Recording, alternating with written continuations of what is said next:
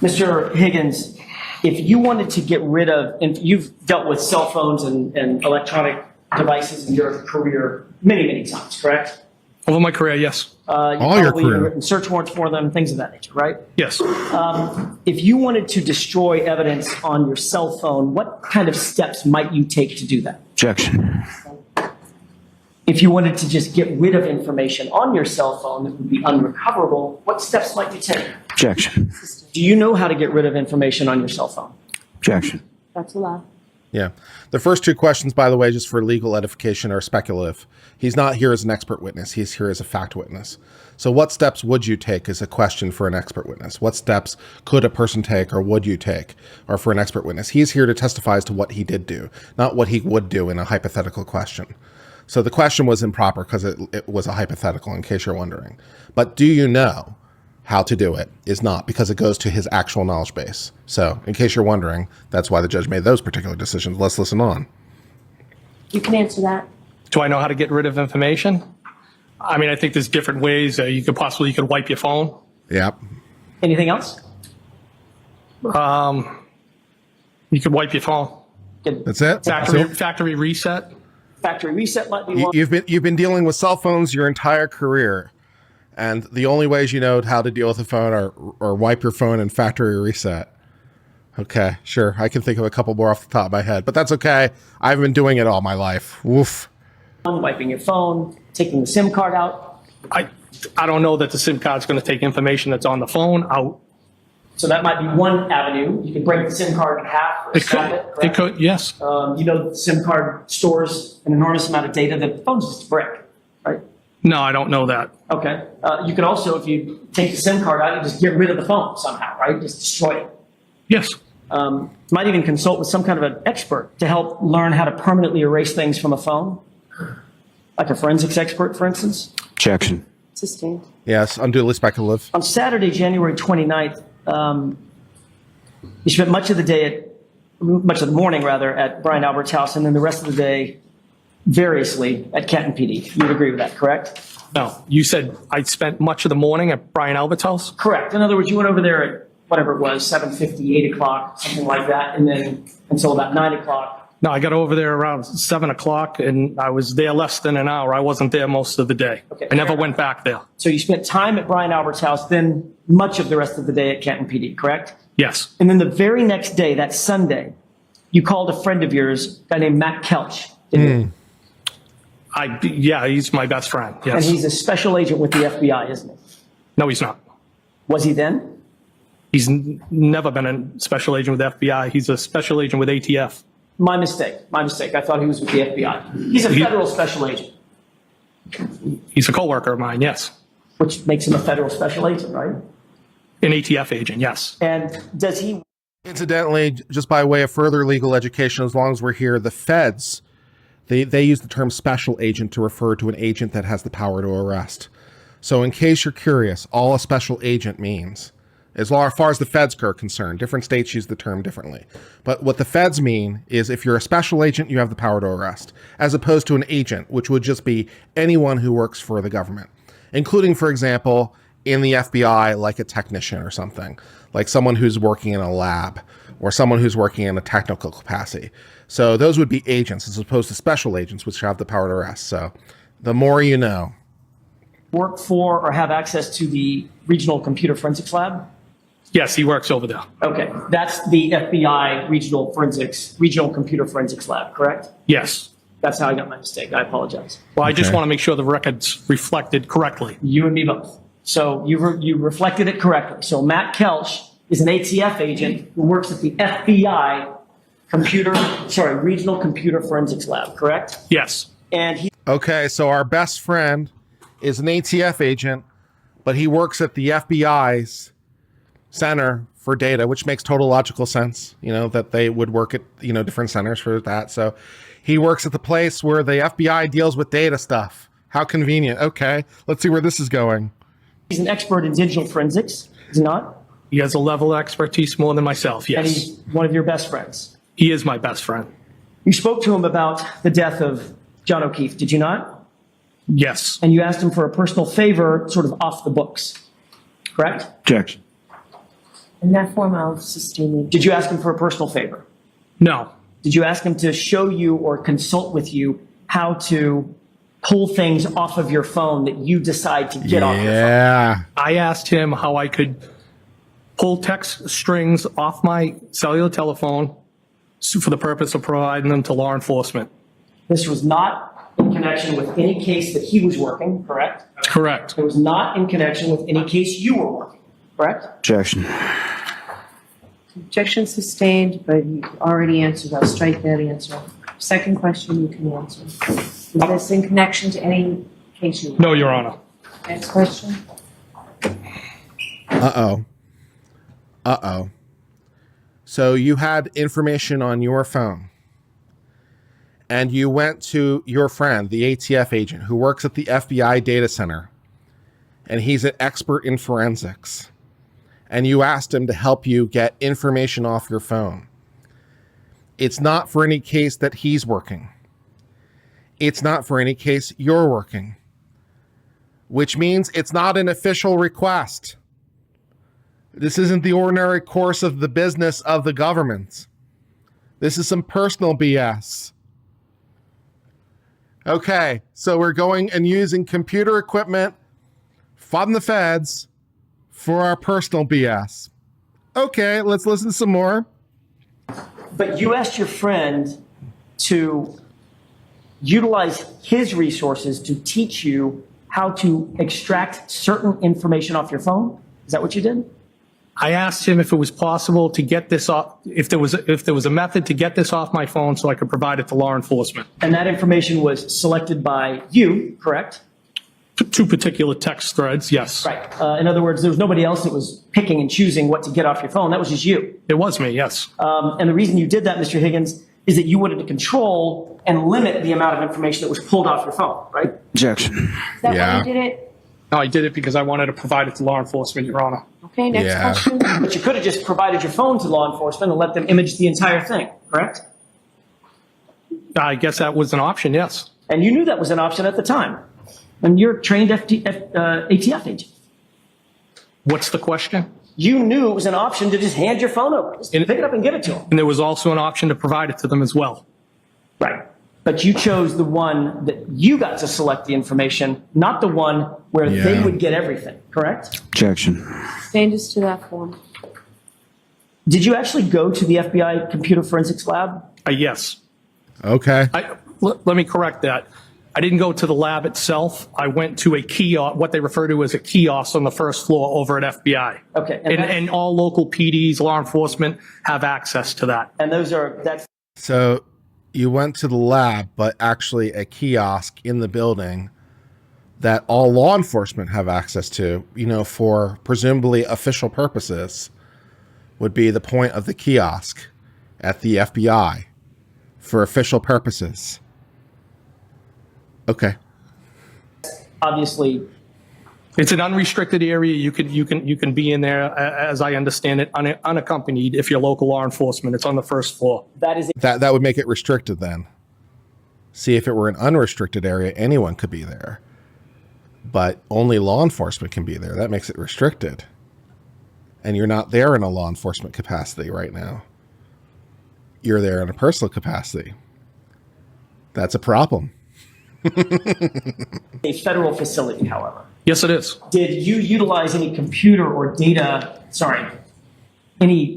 data extraction machinery, if you will, a computer or something to extract this data? Well, it was a machine. I don't know what it's called. Okay, fair enough. I'll use the word machine. I don't know what it's called either. So you hooked that phone up to a machine, correct? Yes, And that machine belonged to the FBI. It didn't belong to you. Is that right? that's correct. So that was a federal resource, not Yep. for anything having to do with any official case that you were Yep. working. Isn't that right? Objection. So Yep. I need to see you. I know this is complicated, but I need to see you. Yeah, so he's about one step away, if that, from admitting to an infraction of federal rules. Amazingly enough, it is not permissible to use a federal facility for personal purposes. You can't use a federal facility for personal gain. So let's see how this goes. All right, let's listen to the to the offer of proof. Counsel, why don't you come on over, please? He's got his own Ms. lawyer. Conley. He's got his lawyer in the room because he knows he's in trouble. Stand next to your client. Mr. Jackson's going to make an offer of proof of a question he's about to ask your client, or a couple of questions he's about to ask your client. Doesn't make any sense to me that somebody has counsel and the counsel is not aware of a potential issue. So you'll hear the offer of proof. I'll let you speak to Mr. Higgins before this actually happens before the jury. Could I just have him identify? Yes, I was. Now, I know this might be a bit of minutia here on legal technicalities, but I'm not really 100% sure about the legal propriety of this. Because if this were done at like some sort of preliminary hearing, for example, then that would make sense. The problem is, in this particular context, he's actually on the witness stand. The jury isn't there, but he's been sworn. And until he's done, he's on the witness stand. By the way, that would be true even if the court was off for the day. So if we got to the end of the day and it's like, okay, we're going to come back tomorrow, he's still on the stand overnight. He's on the stand until he's not, right? So once you're on, you're there, no matter kind of what else happens until you're off. And the problem is, once you're on the stand, that an attorney talking to you is very weird about the case, because it arguably goes into an improper influence on the witness, because now you're interfering with a live witness's testimony, right? It's literally going up and arguably trying to change the witness's testimony in real time as he's on the stand. So I don't know the finer points of Massachusetts law, but the way that this is being done procedurally strikes me as potentially slightly odd. So I'll make a note of it. Yeah, Your Honor. Yes. The witness has indicated that he utilized federal resources for personal gain. Yeah. The specifics of that testimony have been as follows. He indicated that he contacted Matt Kelch, a federal agent. Yes. He indicated that he utilized a federal facility. Yeah.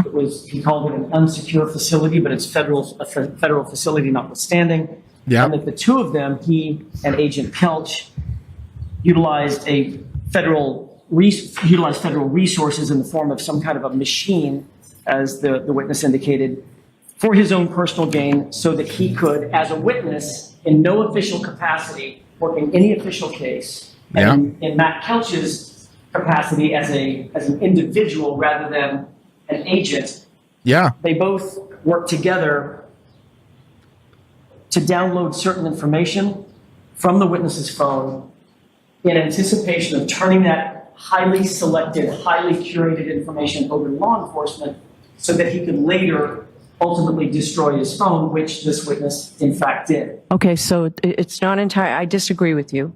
I don't think it's reached that level. Fair enough. His testimony was that he went to a kiosk on the first floor where all local police departments can go. It's unrestricted. It's on the first floor. And we just got to the part about a machine in the kiosk when you mentioned an FBI resource. So what is your question? What questions do you... Yeah, the lawyer there overextended. He was doing well for a while, and then he overextended, because although he testified to like basically 90% of that already, he hadn't testified about anything about destroying the phone, right? There was no testimony offered at this point about him destroying the phone, or attempting to destroy the phone, or anything like that. So he can't use it as his offer of proof because it hasn't happened yet. So the judge was correct. It's like, no, we haven't gone that far yet. That's true. So he overextended. So, watch yourself on that one. But okay, what happens next? You intend to ask this witness now? Whether he's aware that under 5 CFR 2635.702, it is a federal offense to use his public office, to use any public office for his own private gain or for the gain of persons or organizations with which you are associated personally. In other words, an FBI agent or an ATF agent cannot use federal resources for personal gain. Yeah. The fact that he contacted an ATF agent, the fact that he utilized a facility that is owned by the federal government, run by the federal government, paid for by taxpayer dollars, and the fact that he used a machine that is owned by the federal government to download certain information for his own personal gain, that personal gain being, these are the curated texts that I'm going to turn over to law enforcement, that's a federal offense. Okay. All right, so those questions are going to be asked. I don't know, there's been an objection to them. I'm not sure I'm going to let them in.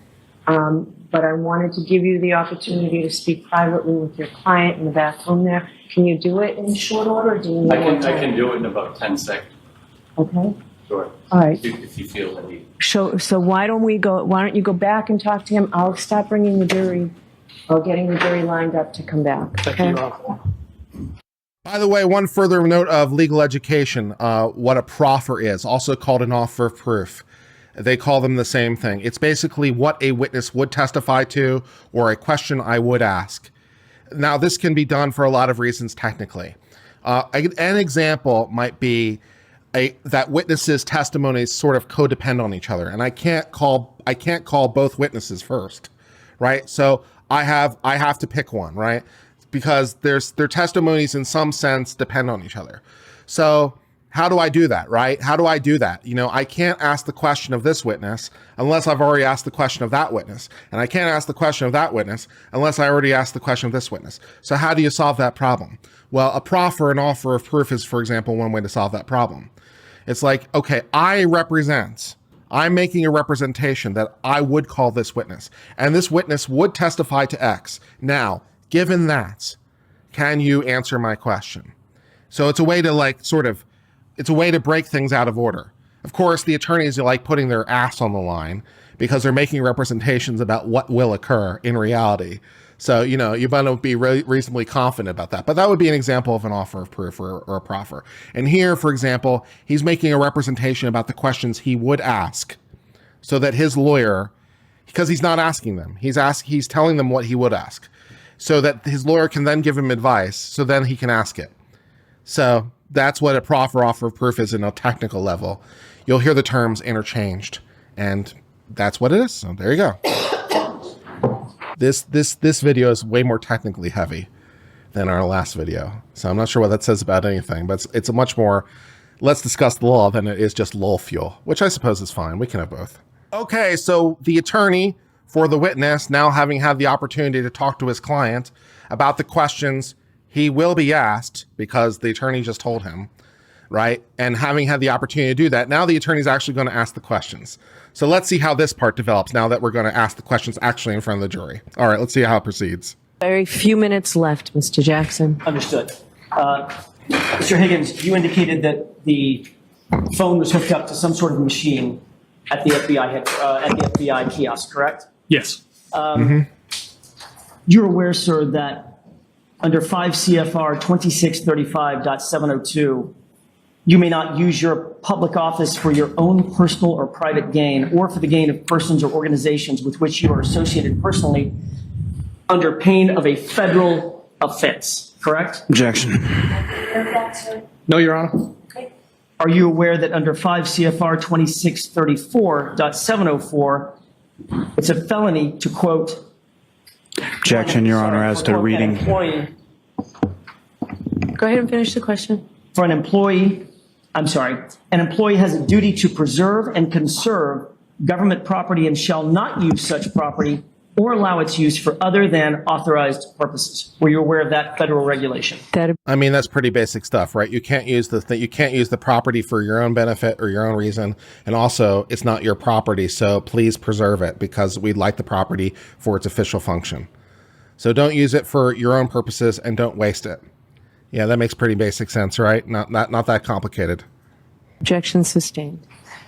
Sir, notwithstanding those regulations, you utilized the services of Matt Kelch as a friend and a colleague, but utilizing federal resources to pull information off your phone, correct? Objection. Sustained as to that form.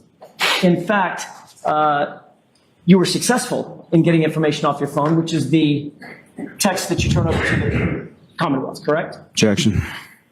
In that form, you're almost there, Mr. Jackson. That form was improper.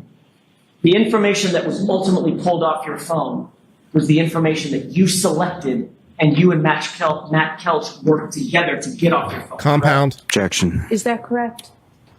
No, Your Honor, if I could explain. Sure. He walked me through on how I could pull the text string with John O'Keefe and the defendant. He walked me through the process, how to use the machine. And then you did that. I did do that. That's And that's correct. what you turned over to the police. That's correct. And any other So the attorney had trouble asking the question legally proper, but it doesn't matter that the attorney had problems asking the question in a legally proper way, because the witness apparently deciding he wants to be the main character of the story decides, okay, even though you're going to have problems answering it, I'm just going to tell you, yes, I, along with my friend, entered into an agreement whereby I, along with my friend, used the computer owned by the FBI at the FBI location and used their software to extract data from my phone that I selected personally in order to hand that particular data and only that particular data over to the government. Does that answer your questions? Yeah, it kind of does. Thanks for clearing that up. I really appreciate you just spilling the story. That's helpful. information would still be on your phone ending in 5421, correct? Well, that information stayed on my phone. I just took those strings off and provided them to the Mass State Police. Right. So where's your phone? I do not have that phone anymore. You've destroyed that phone, haven't you? No, I threw the phone away. Well, that's destroying the phone, isn't it? I had every right to do that. That's not the question. I didn't ask you about your rights. When I threw it away, if I was going to take it out, I would break it or cut it. But I did not wipe the phone. I did not take anything else off it. But if I was going to throw the phone away, that's what I would have done. What are we doing right now? Are we doing the whole full fat O.J. Simpson, if I did it? This is I'm sorry. I know we got to back up again. If I were going to do it, yes, I would have removed it and broken it away and done all those things. If I were going to. Okay. All right. That's interesting. Thanks for sharing. Good. Okay. You know, as an ATF agent with electronic data experience, when you pull the SIM card out and break it, and then throw the phone away and the SIM card away, you don't need to wipe the phone. Objection. Sustained. Mr. Jackson, that's it. Your Honor, One more question. I can do this in 30 seconds. Good luck. I think. You were aware that that there was a court order that you not alter, delete, or destroy, or in any way manipulate your phone or the electronic data associated with it, correct? Objection. As to what date? As of September 30th, 2022. Objection. I don't believe that's what the court order was. I think it's Your Honor, I can make a quick offer of proof. That's exactly what it was that he was notified. Were you aware of that? Was that your understanding? What's the question exactly, Your Honor? I'm sorry. Ask the question again. Sure. Were you served with a copy of a notice on September 30th, 2022, that you not alter or destroy or manipulate anything on your phone on September 30th? I was served an order. Yes, that's correct. And isn't it true, in another hearing, you explained that on September 29th, the day before you claimed you got that notice, you changed phone carriers and changed phone numbers? Wow. I mean, of all the gin joints in all the world, September 29th, one day before I'd get this order in the mail, one day before I'd get it, I made this decision, the completely spontaneous decision, completely unprompted by anything. Now would be a really good time to get rid of my phone. Okay, sure, all right, okay. And I maintained the phone. Until you didn't, when you destroyed it a month later by pulling the SIM card out and throwing it away, correct? objection. Sustained. Did you do that in October? Did you destroy that phone? Objection. Sustained. Did you pull the SIM card out of your phone, Mr. Higgins? Did you? It's possible that I did. I believe that's how I've testified. Yes. You testified It's at a previous- possible that if I took it out, If I that did it. was either cut or broken, It's not just So possible. that, and that would have been after the date the order was already denied. Mr. Higgins, I have one question left. One question. Did you Mr. Lally already standing. I haven't even started. Have a seat, Mr. Lally. Go ahead. Last Oh, question, Lord. Mr. Jackson. Quiet, please, quiet. Mr. Higgins, very simply, and then we're done. Did you remove the SIM card for that phone, drive onto a military base, throw the SIM card in one dumpster and the phone in a different dumpster? That is not correct. Did you testify that? That was your one question, Mr. Jackson. All right, folks, that's it for today. I'm thinking to myself, it might have been correct. I'm thinking to myself, it might have been correct because you don't ask a question like that without receipts. But the judge doesn't want to hear the receipts. Judge doesn't want to hear the receipts it seems like there was some prior testimony, if I could infer from like the little bit that was said there. It seemed like that he was going to go into some prior testimony where he might have indicated that perhaps he went onto a military base, perhaps to dispose of his phone. So yeah, just a weird coinky dink, getting rid of the phone. I went to my friend, the FBI agent, I went to my friend, the ATF agent who worked at the regional headquarters for the FBI at their data lab, who is a data forensic expert, used the FBI's tools to extract only the data that I wanted to turn over in an agreement to benefit myself, not in relation to any official case. And then having done that, the day before I got an order to retain my phone so it could be maintained, I decided to, get rid of it. And then I threw it away in two pieces in two different dumpsters in a military base. Okay. I mean, that's a story, I suppose. Wow.